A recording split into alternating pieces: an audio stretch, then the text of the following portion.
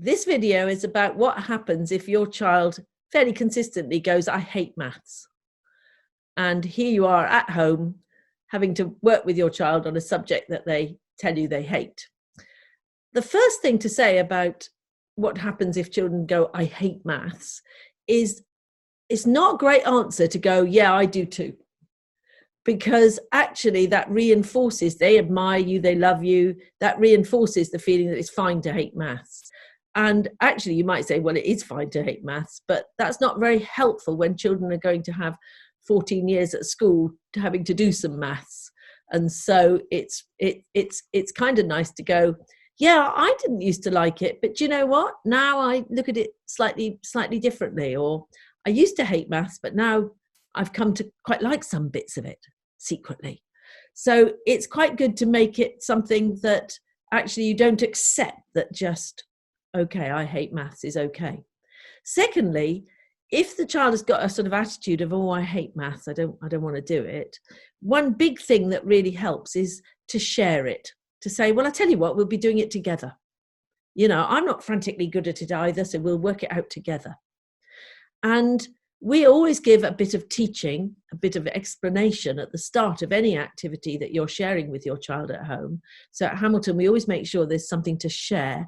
And that bit of sharing, the teaching, working it out, can genuinely be joint. So you're muddling through it together.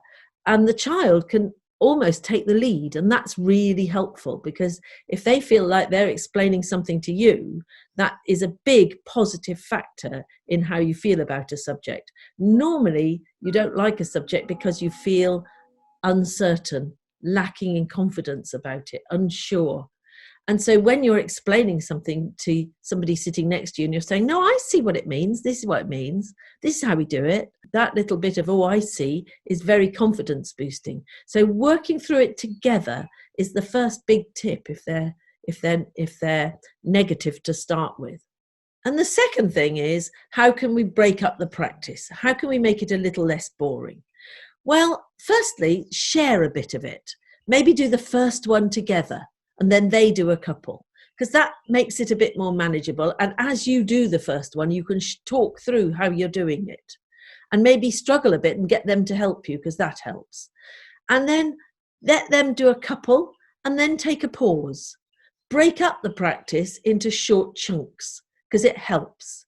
Actually, not to have a huge bit of practice, 10 sums that they've all got to do and they've got to be done. Break it up and do the first 3 or 4, and then say, well, now we'll take a little break, and then we'll come back and I'll do one, and then you can do the rest.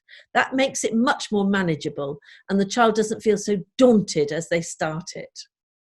A third thing that can really help is to provide a few incentives. There's absolutely no doubt that when you're learning some of these complex skills, reading, writing, maths, sometimes some parts of it, the practice parts, can be a little bit tedious. And so having an incentive can be really helpful.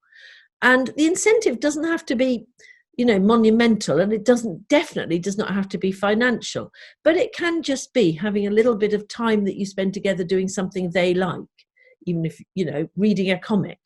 Personally, I don't particularly like reading comics, but it's a great thing to do with children because they love it. So doing something together that they like can be an incentive for them.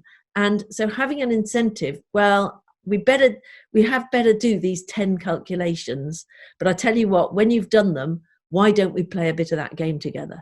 That can be a big plus. So having an incentive is a really good way of turning something, instead of being a long, slow haul, into something they really want to put a bit of effort in and to get done. The final thing is, actually, there are some things to like about maths, and those really have to do with the patterns and the magic of maths.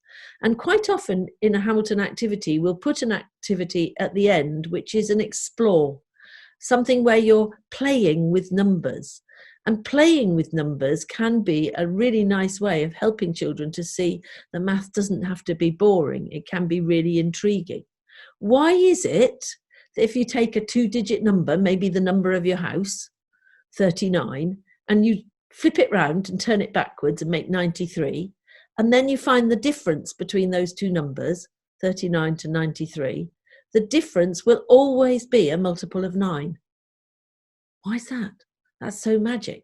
Finding little things that work, that are sort of, you feel like the 9 times table always adds up to a multiple of 9. So 63, 45, 54, they always add to a multiple of 9. 9 is a pretty magic number. Finding little magic things in maths can really help to turn a child from hating it to thinking, oh, this is a bit intriguing, you know. So look out for the stories and the intriguing patterns that help us to see that maths doesn't have to be boring.